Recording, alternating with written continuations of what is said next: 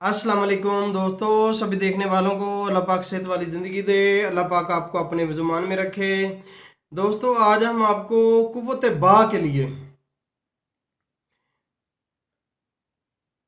एक तो होती है गर्मी की वजह से कुव्वत बा में कमज़ोरी, एक होती है ठंडक की वजह से भी कुव्वत बा में कमज़ोरी।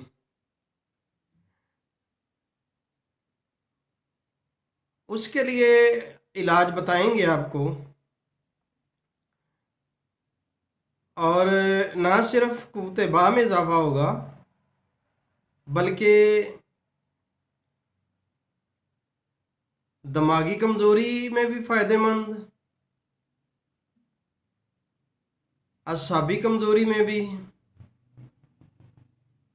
कमर की दर्द में भी, जोड़ों के दर्द में भी, गुर्दों की कमजोरी के लिए भी, नफस के पट्टों की ताकत के लिए भी बेहतरीन और बड़ा ही देर पा बड़ा आसान इलाज, और मौसम सरमा का बेहतरीन तोहफा।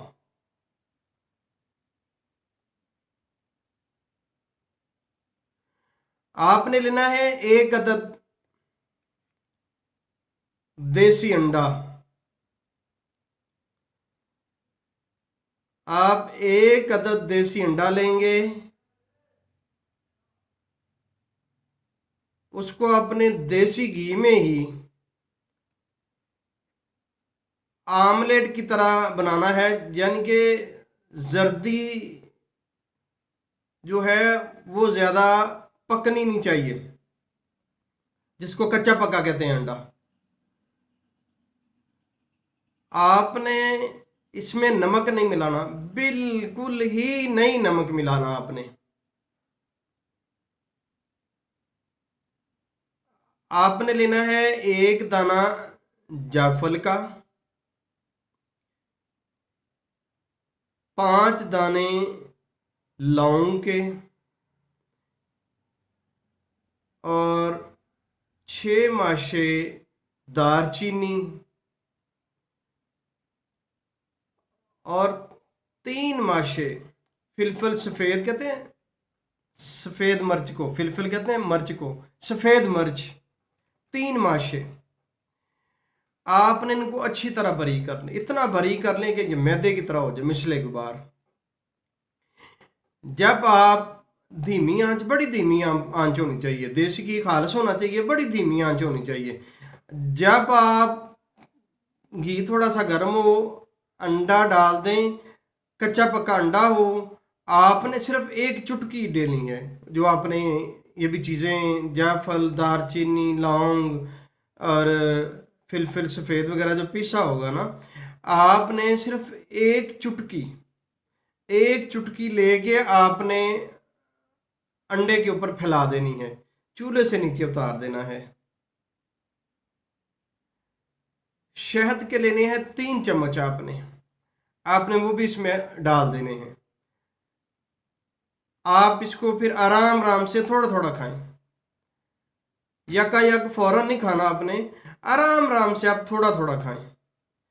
जब ये आप खा चुके हो, ठीक 10 मिनट बाद एक गिलास बलाई वाला नीम गर्म दूध आपने वो भी आराम आराम से ठहर ठहर के पीना है। यकीन जानिए आपके रूम रूम में ताकत आ जाएगी। और अगर आपको मिल जाए बतख का अंडा तो और भी ज़्यादा फायदा है, वरना देसी मुर्गी का अंडा तो है ही। अगर आपको बतख का अंडा मिल जाए तो और भी आपको ज़्यादा फायदा होगा। ये आप हफ्ता बमुश्किल कर पाएंगे, इतनी ताकत कि आप संभाल नहीं पाएंगे। आपके अंदर जो ताकत होगी ना, इतना जोश होगा, आपको संभालना मुश्किल हो जाएगा। लेकिन ये वो इस्तेमाल करें जिनके अंदर कुव्वत बर्दाश्त है, ये बात ज़हन में रखिएगा। बापरहेज आप तभी इस्तेमाल कर सकते हैं जब आप इसको बर्दाश्त करेंगे, फिर आपको फ़ायदा होगा। ये नहीं कि पहली खुराक आपको जोश आए और आप मिलाप कर लें, तो नहीं भाई, फिर आपको फ़ायदा नहीं होगा, फिर इलाज का मज़ा नहीं आएगा। आप मुसलसल इसको 1 हफ्ता 10 दिन खाएं, अल्लाह के फजलो करम से दोबारा फिर आपका खाने को मन करेगा। और अगर आप इसको 1 महीना मुसलसल खा लेते हैं तो यकीन जानिए आपको पूरा साल किसी ताकतवर अदविया खाने की ज़रूरत नहीं रहेगी। ये इतना बेहतरीन तोहफा है ये ताकत के लिए। इसके अंदर इतनी ताकत है इसके अंदर। लेकिन जो चीज़ें मैंने आपको बताई हैं उनका आपने ध्यान रखना है, और चुटकी से ज़्यादा आपने अंडे के ऊपर छिड़कना नहीं है इसको। अगर आपके जहन में हो ना कि यार ये चुटकी क्या करेगी, तो इस बात को जहन से निकाल दीजिएगा कि ये चुटकी क्या करेगी।